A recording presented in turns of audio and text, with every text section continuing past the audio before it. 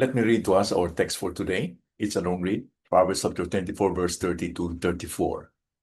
I passed by the field of a sluggard, by the vineyard of a man lacking sense.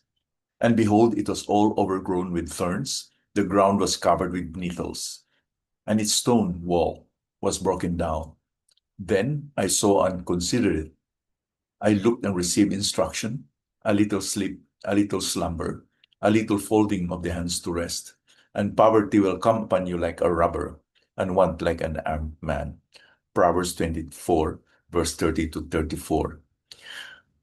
Now, laziness really is not a virtue. There is a danger of laziness, the peril of laziness or neglect.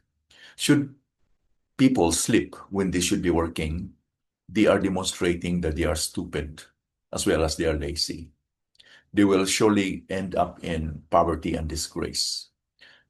Here, the state of the vineyard of a person is portrayed as either he is a diligent person or a lazy person. It was grown over with thorns. It had been long neglected so that even brambles were permitted to grow in it. Nettles had covered the face thereof. It was not weeded, and all kinds of rubbish had been suffered to multiply. Means there is really a neglect that cannot be denied here. The stone also wall was broken. This belonged to the owner of the vineyard, who neither pruned nor dig and built the fence. For want of timely repairs, it is all broken down, and all had fallen into ruins, as described in verse 31. The effect of all of this is on the observer, on the attentive observer.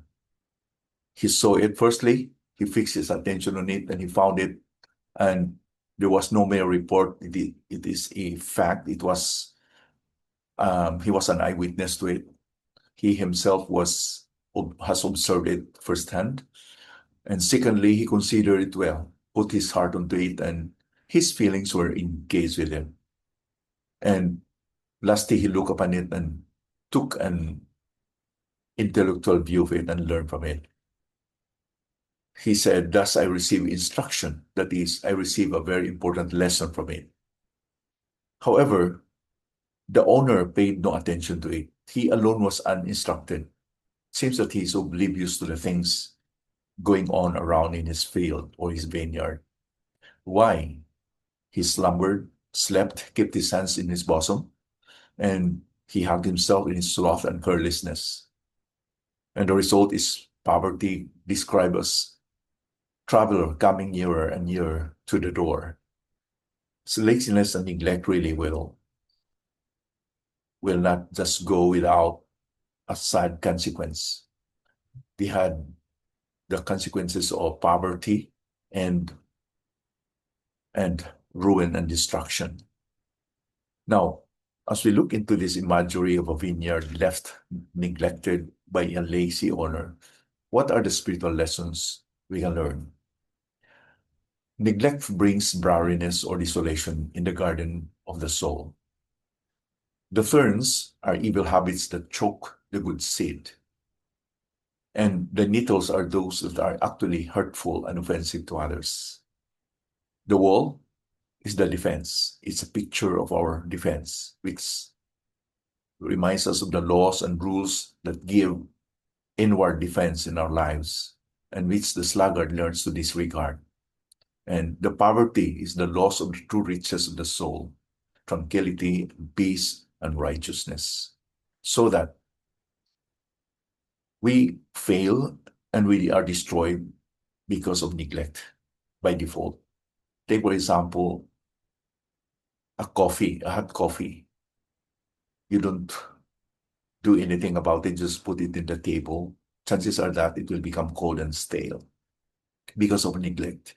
You have to stir up the coffee, put the coffee put water and add water, hot water. So you have to do something to that coffee. Don't just put it there by itself without doing something. When we neglect our spiritual lives, our souls, that would happen. nettles, brambles, and this will destroy our soul. I hope and I pray that we will be intentional and purposeful in cultivating, feeding in our souls with the Word of God. And this is our lesson for today. This is what the Lord wants us today. Let us pray. Thank you, Lord, for this morning. Help us not to be lazy in cultivating our souls, Lord. Forgive us that many times we neglect.